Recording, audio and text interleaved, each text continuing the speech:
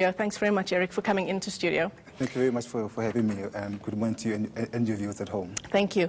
I mean, this is such an interesting discussion, how we plan our cities around various issues, a whole range of various issues. But perhaps let's talk about this Sandton precinct plan specifically. What are some of the plans that are in place that's going to set Sandton apart from the rest of the country, let's say?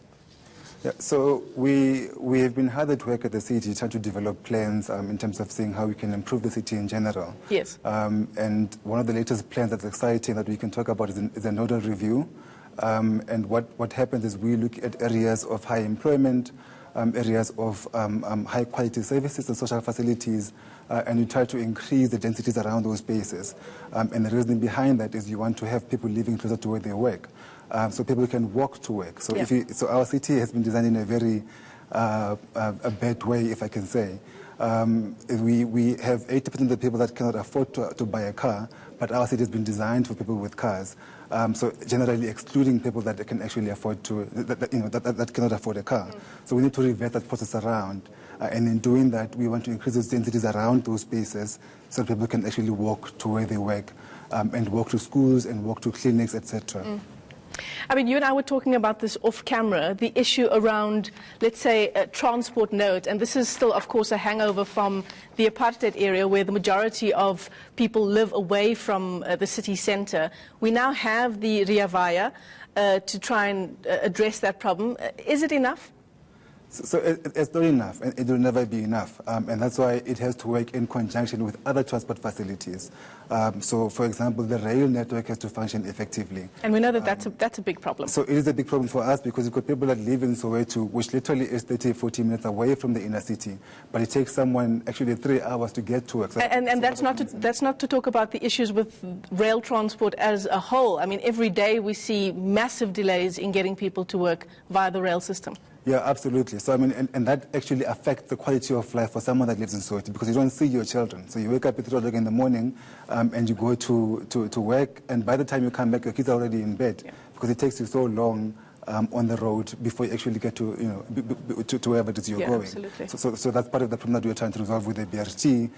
But we need all the other transport systems to be functioning effectively if we're going to actually improve the system altogether. So outside of actually getting people who live away from the city to the city for work, for school and so on, are we doing enough to get them living closer to the city? Yes, we are. So you may know that early last year, late last year, the city actually approved a policy called Inclusionary housing.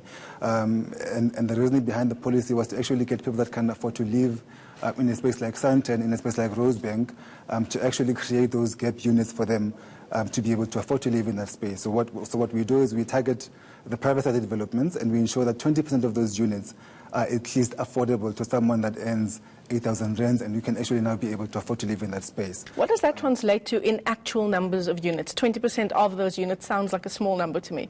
It's a small number if you think about it per development. Yeah. But if you take the number of developments that we approve as a department over a month, for example. So I mean, so 2 months ago, we approved on average around 3,000 units a month. So if you take 20% of that, it starts making a difference, and it starts building up to a nice, units that can actually be released to the market by the private sector. So let's just, perhaps as we wrap and close the interview, Eric, let's talk about what's being done around deadbeat zones around cities. What's being done to create cultural awareness, something that's more prettier to look at with the eye. You know, people come and visit our cities. It's not just dead cities and grey buildings, but something that tells a story about where we have come from as South Africa, where we are now.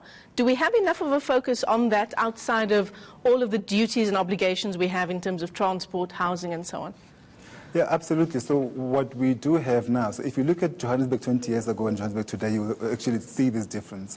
So if you take a drive around on Saturday, you will realize that, you go to areas like Braamfontein, and there's Neighbor Goods Market, you go to Maboneng.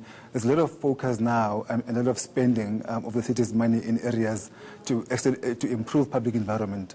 And that's just to ensure that people are able to enjoy their spaces more. So 10 years ago, if you think about going to Joburg, the only place you could go to was going to a bar, a pub, and then going back home, and that's it. So you couldn't go to a place with your partner or with your family and you relax and spend the whole day and essentially enjoy the city and then go back. So there's a lot of art being introduced as well in and around the space that we are prioritizing.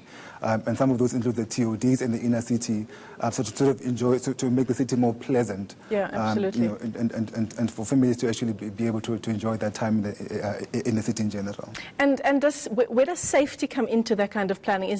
Would that be under your directorate, just planning for safety when people are travelling to spaces like Braamfontein and the inner city in Johannesburg, which doesn't have the best reputation?